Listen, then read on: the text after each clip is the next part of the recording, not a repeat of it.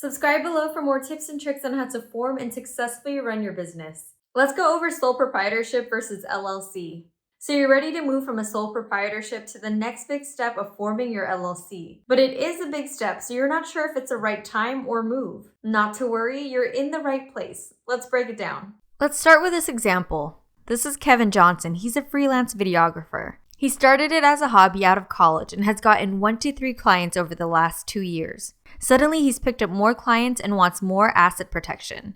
More on this later in the video. But before I get there, let's define the difference and how Kevin went from sole proprietorship to LLC. First, what is a sole proprietorship? It's an unincorporated business owned and run by one person. You're automatically considered a sole proprietorship if you don't form an LLC or other legal entity. This also means your business is not a separate entity and not considered separate from its owner, meaning you'll be personally liable for the business's debts and obligations. In this case, Kevin's freelance videography was a hobby. Small customer base and was low risk and profit. That's why a sole proprietorship worked. The pros of a sole proprietorship are no cost to form, filing tax forms is easy, and it's easy to dissolve because if you stop doing business, you don't have a sole proprietorship. If you do this, please note you'll have to cancel all licenses and registration associated with a business. Con of a sole proprietorship, it's a big one, and the reason in our example, Kevin switched over to an LLC. Now, the cons of a sole proprietorship are you're personally liable for any debts or obligations of your business. If your business can't cover its debts, creditors can seize personal property and funds from your personal account. Imagine your beautiful home you and your family have built from the ground up. Now imagine that sports car you worked so hard to save for. Oh, and let's not forget the endless ramen noodles you had to eat for your personal savings. All that will be at risk and could be gone in seconds. So when should you form a sole proprietorship? Consider it when testing your business idea. You have low profit, low risk, have a small customer base, and is a hobby. This also means your business is not a separate entity and is not considered separate from its owner. So tying it back to the example of Kevin, this means he'll be held personally liable for the debts and obligations of the business.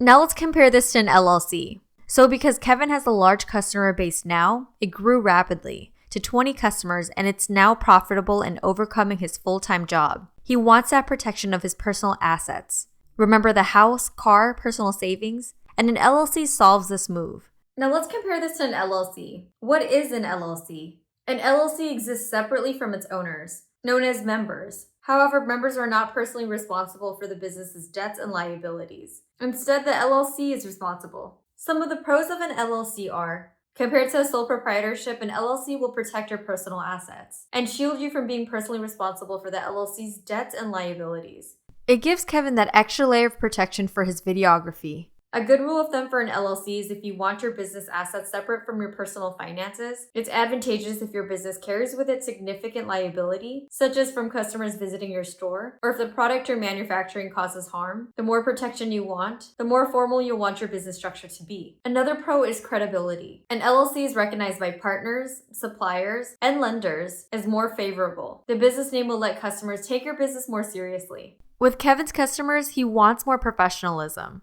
Simplicity. An LLC requires less paperwork and formal meetings and record-keeping procedures compared to corporations. Another tip to consider is the complexity. How complicated does your business need to be now and in the future? Do you intend to stay a one-person show, or do you hope to build a business empire? If you answered yes to these, then you should lean on an LLC for more operational benefits. Management. There are no directors or shareholders to maintain. And finally, distribution. LLCs are not required to distribute the profits equally according to the numbers and types of shares held. Ownership and profit distribution percentages can be different. However, the cons of an LLC are annual state filings are required, and costs can be more expensive to form and maintain an LLC compared with a sole proprietorship. So when is a good time to form an LLC? When you have a large customer base, your business is profitable, you're selling your product or service on the regular, when you would like your business to have its own liabilities, assets, and ability to open business bank accounts, separate from your personal accounts, you're hiring independent contractors or employees, or when you're starting a business with more than one person.